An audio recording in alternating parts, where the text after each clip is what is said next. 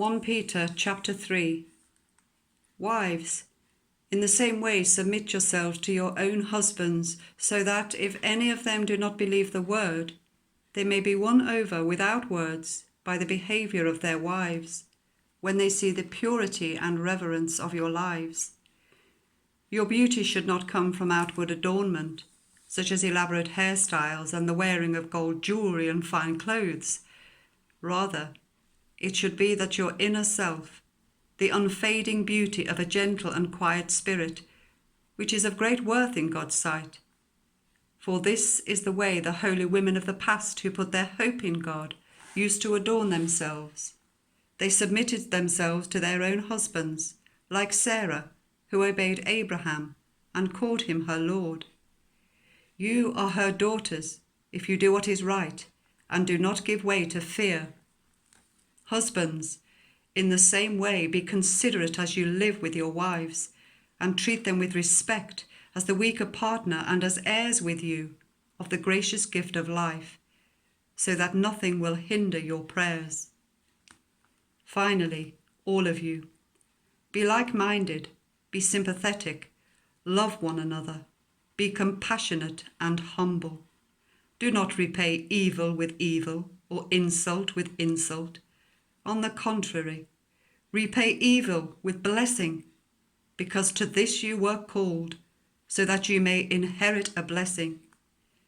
For it is written, "Whoever among you would love life and see good days must keep your tongue from evil and your lips from deceitful speech. Turn from evil and do good. Seek peace and pursue it. For the eyes of the Lord are on the righteous, and his ears are attentive to their prayer. But the face of the Lord is against those who do evil." Who is going to harm you if you are eager to do good? But even if you should suffer for what is right, you are blessed.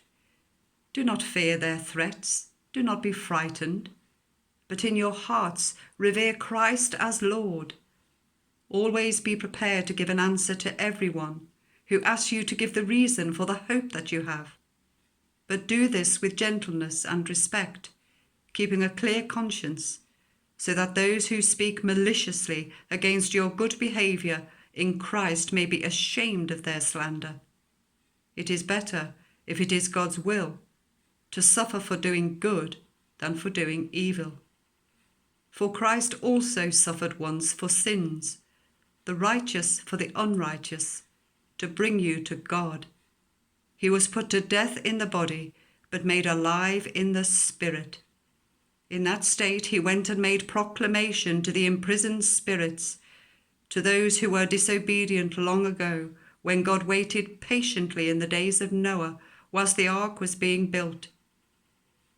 In it only a few people, 8 in all, were saved through water. And this water symbolizes baptism that now saves you also, not the removal of dirt from the body, but the pledge of a clear conscience towards God. It saves you by the resurrection of Jesus Christ, who has gone into heaven and is at God's right hand, with angels, authorities, and powers in submission to him.